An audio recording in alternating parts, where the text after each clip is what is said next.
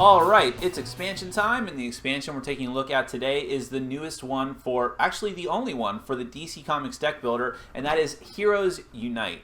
And I actually say that in a surprise way because the DC Comics deck building game has been out for, a year and a half now, I think, and it's been hugely popular, but for some reason they never bothered to do an expansion up until last month.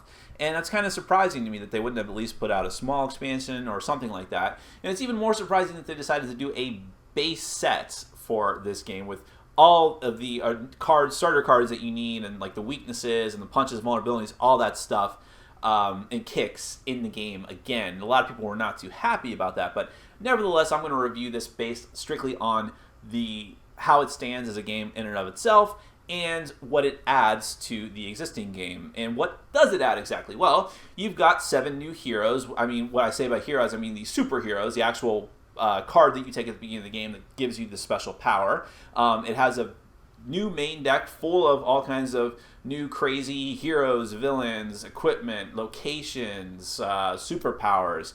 It has a whole new stack of supervillains to fight, some of which I have never heard of before. So, and even some of the superheroes, I've heard of all the superheroes you get to play as, but some of them are definitely second stringers. So they're reaching here. They're reaching to the bottom of the barrel, but that should not affect how the game plays. If you watch my review of the original DC Comics deck builder, you know that the theme of the game doesn't really matter that much. It's how it plays. So I'm going to go over not an overview of all the game rules again, but just a lot of the new cards that come in this set. Then we'll come back and I'll give you my final opinion and tell you whether or not it's worth picking up.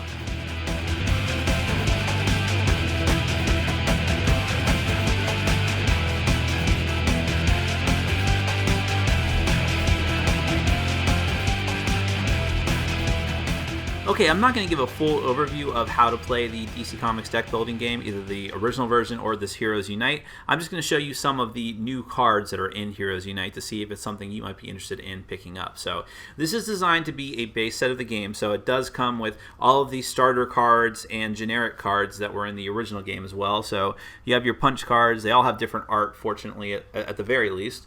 There's your vulnerability, kick cards, and the weakness cards, which is much better because the old weakness card looked just like a bunch of rotted teeth from the Joker, and also the old vulnerability card looked like Superman sitting on a toilet. But in any event, some of the new stuff are the hero cards. Here's your oversized heroes. You have 7 in this game.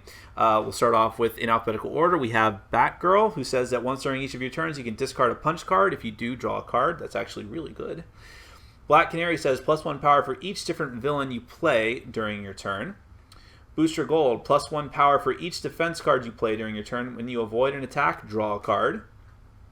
Hawkman, +1 power for each hero you play during your turn. Nightwing, the first time you play an equipment during your turn, +1 power. The second time you play an equipment during your turn, draw a card. Red Tornado, once during each of your turns, if there are 4 or more different card types in your discard pile, +2 power. Shazam, you may pay 4 power. If you do, gain the top card of the main deck. You may put it on top of your deck or into your discard pile. So his ability is actually sort of like the Riddler's in a weird way. So the supervillains of the game. The Ra's al Ghul of this game is actually Vandal Savage. That is to say that he starts off on the top of every supervillain deck when you're playing the game. You decide how many supervillains you're going to play with, and presumably you can mix and match these freely with the ones from the first game. When you play this card, leave it in front of you for the rest of the game. Ongoing, +1 power. That's kind of an interesting thing that the other supervillains don't do. I'm just going to show you a few more of them. Black Adam, who is Shazam's arch nemesis, +2 power for each different card type you play or have played this turn. His first appearance attack, each player destroys a hero in his hand or discard pile. Hellspawn, who you may not recognize because he was originally from the Wildstorm universe of comic books that got folded into DC. You may put any number of cards of one card type and with cost 3 or less from your discard pile into your hand. If you choose not to, +3 power. This game has a lot of cards that refer to taking cards from your discard pile, influencing ability based on what's in your discard pile and putting things on top of your deck and so on. First appearance attack, put a location you control into your discard pile. If you can't, discard 2 cards. And Necron. Destroy up to 3 cards in your hand and or discard pile. For each you destroy, draw a card. That's really good, especially in the beginning of the game. For experience attack, each player totals the cost of the cards in his hand. That players with the highest total destroys a random card in his hand. Each other player chooses and destroys a card in his hand. And that's not the only supervillain that makes you total amount of power in your hands or cost in your hand. So that's one unique element to this game. Now let's look through some of the cards from the main deck. There's a lot of new equipment, including a full set of power rings. You have the Green Lantern power ring, which can be used as a defense card. And you see, at the end of the game, this card is worth 1 victory point for each power ring in your deck, and all of them say that. So you have the Green Lantern power ring. You have the Yellow Lantern power ring, which actually does a defense instead of an attack. An attack instead of a defense. Each foe discards a card. You have the Orange Lantern power ring, which is you may gain an equipment with cost 5 or less from the lineup and put it into your hand. Otherwise, if you choose not to, you get +2 power.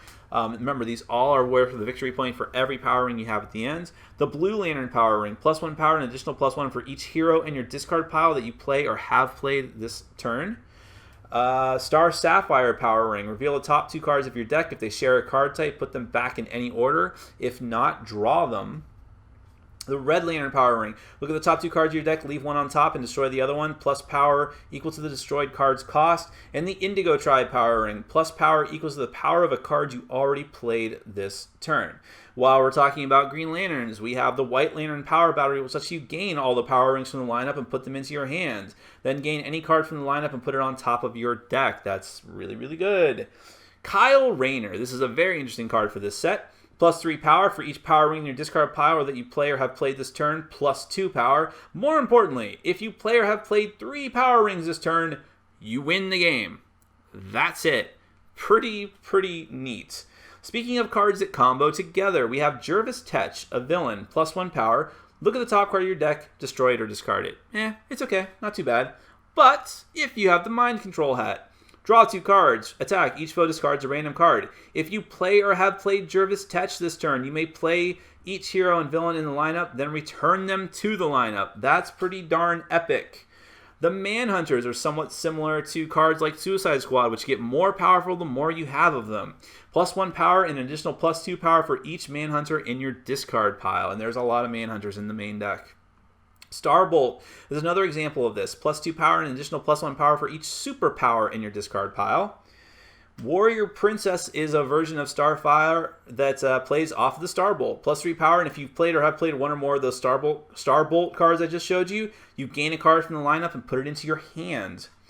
Shazam, +2 power, reveal and play the top card of the main deck and then return it. Another Shazam is one of the costliest cards in the game. +5 power, reveal the top 2 cards of the main deck, put any number of them into the lineup and the rest back in any order. Red Tornado has a couple of cards that have to do with manipulating your deck and discard pile. +1 power, if this is the first card you have played this turn, you may discard your hand and draw 4 cards. Crimson Whirlwind, +2 power, and you may put your deck into your discard pile, which would be really, really good if you have a lot of cards that are influenced by what's in your discard pile. Deadman gives you +2 power, and when you buy him, you can destroy up to 2 cards in your hand or discard pile. The Saint Walker, draw a card at the end of game. This card is worth 1 victory point for each different hero in your deck. The Demon Etrigan gives you +4 power, and you can put a hero from your discard pile on top of your deck.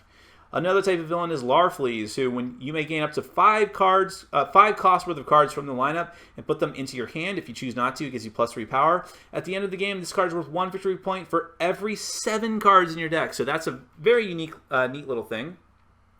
The Science Cell equipment gives you +2 power, and at the end of the game, it's worth 1 victory point for each different villain in your deck. So as you can see, there's a lot of cards like this that are dependent on victory points or power for a bunch of different cards, other cards that may or may not be in your deck.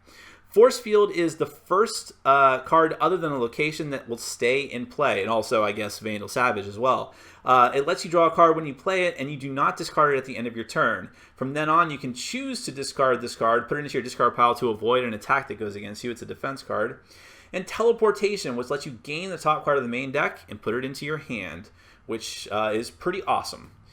Then we have some new locations. These are not all of them, but they all sort of share a similar theme, which is that it has to do with either the top card of either the supervillain stack or your deck or the main deck. So, for example, Oa says at the start of your turn, if the top card of the supervillain stack has cost 10 or greater, draw a card.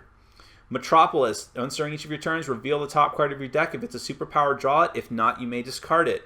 In Gotham City, once during each of your turns, reveal the top card of your deck. If it's an equipment, draw it. If not, you may discard it. So, as you can see, while these all share a lot of the same different traits and qualities of the original DC Comic deck building game's cards, there's some unique themes going on in different types of common occurring themes, like accruing different types of cards to get greater and greater power, or fishing for things on the top of your deck or the main deck, and so on. And that's basically what comes in Heroes Unite. Well, it goes without saying that Heroes Unite is not going to change anyone's mind about the DC deck building game or the Cerberus engine from Cryptozoic in general. It's essentially the same game with a different variety of characters and cards, but it's certainly not going to win anyone over who didn't like the original DC deck builder. But this review isn't really for those people. This is for people who already either have an inkling that they might be interested in picking up either Heroes United or the original base set, or for people that have the base set and want to know, is this going to change the game dramatically enough or add enough to it to make it worth the investment to have both in the collection. I would say if you really like the DC deck builder, yes, this is going to be worth it because there's enough neat, unique, different cards in this set to make it worthwhile. If you have not purchased either set and you either want to make a blind purchase, you think something you might like, or you've tried either of them and think it might be worth picking up at this point, which one should you get? A lot of that just depends on what superheroes you like. Again, mechanically it doesn't mean much, but if you just like looking at Batman, Superman, Wonder Woman, Flash, Cyborg, the original Justice League, go for the original set. If you like some of the more esoteric, what I call the second string characters that this set offers, then you're going to want to go for this set. If I was coming to this brand new, and I didn't own either of them already, and having played both a few times, needed to make a choice, I might actually go for this new set. That's because I really like some of the more combo-rific, as I like to say, cards that are in Heroes United. And also, just the fact that it does go for those second string characters, which are kind of cool. And even if it doesn't mean much with the theme, I kind of like looking at them. For example, there's a lot of Green Lantern stuff. I'm a huge Green Lantern fan. I personally like all of the Sinestro Corps War stuff and all the different colored rings that they introduced in the last few years. So to me, having tons of that stuff in Heroes United, like as you saw in my overview, all the Power Ring cards and the Sinestro Corps and the Red Lantern Corps cards and the Kyle Rayner card, which is insane. It's insane. I mean, and it's not that impossible. I almost got that combo going off, automatically winning the game. I had 3 or 4 rings in my deck, and someone bought the Kyle Rayner card just to keep me from getting it. I still won. But anyways, these sort of things are possible. And someone almost got the Jervis Tech combination as well. Those are cool things. Now, this also goes together and sort of enhances the problem, one of the problems I have with the original game, which is that there are these overpowered combos that people are just going to grouse and complain about. But, again, just like with the base game, this is fast. It's just very fast. It's hard to get too upset about that. And it's actually kind of like cool, even if you see someone else pull off this amazing combo. Routinely in the game that we've played of the new set, I'm speaking about referringly, people were getting 25, 26, 27, 28. Someone hit 31 power in a turn. And while that's extremely ridiculous, it's cool, it's fun. I mean, that's what this game is built around. And even if you lose, even if you had a shot, and most people do, of pulling off these kind of cool, easy to do combos, I think that's fun. It's one of the reasons I like this game. It's why it's accessible, because it doesn't take much, and it doesn't take much skill to be able to do those kind of fun things. You can go for the cards and the artwork that you like, and something good will probably happen eventually, as long as you're not playing too foolishly. So that kind of stuff is cool. The new locations, to be honest with you, I think locations, especially in this game and in the original deck builder, are just the most throwaway cards ever, but they do work particularly well with some cards, so whatever. There's some cool new superpowers. I love the force field that stays out in play. I love the teleportation card. That's kind of insane. I like both of Captain Marvel's cards. The supervillains have some really cool ones now too. There's a lot of stuff in this game, or at least it appears that there's more in this game than the last one, that requires you focusing on your discard pile and what's in your discard pile, and also looking at top cards of your deck and putting things back on top of your deck, and that's a neat thing. So I think that while it doesn't fundamentally change the game, I think there's enough cool, neat stuff here that if you're okay with the particular superheroes that are available, then this might be the one to go for. And actually, I guess I should comment on the superheroes. I think they're decent. I don't think there's any that are quite as broken as a couple from the main game. I personally thought that the Superman and Batman were a bit overpowered from the first game. I didn't really see that much of it here, but I personally haven't played as every single hero. I've just seen other people play as most of the different heroes. But it's, again, that doesn't change the game fundamentally either. So it really is going to depend on which heroes of which set you like the most, and if you already love the DC deck builder, how badly do you want more cards to add in? I don't know at this point how you're going to combine them if you're going to do that. I mean, the superheroes are easy. Just shuffle them all up and deal them out. The supervillains also are easy. However many you want to play with, just decide, shuffle them all up, and then decide whether you want to do Vandal Savage or Ra's al Ghul as your original supervillain. But combining the main decks together, I don't know how that would work. You need to, because it completely dilutes some of the cards that rely on finding other cards, like the Power Rings from this new set, or like the Suicide Squads from the original set. And then there's a whole lot of other cards that rely on, you can't just like randomly take out a number of cards equal to what should be in one core set of the game, because then that might dilute some of the cards that require there to be villains in the lineup or equipment in the lineup. If you might end up with a random draw that totally screws you on equipment and villains, making those cards less powerful. So there's a lot of discussion that needs to be had about how that should all be put together. But picking and choosing what you want to play with, that's never a bad thing. So having both sets, if you really love the game, might be worthwhile for you. So my name is Nick. This has been Board Game Brawl, and I'm reminding you to get out there and game every day and every day. Take care.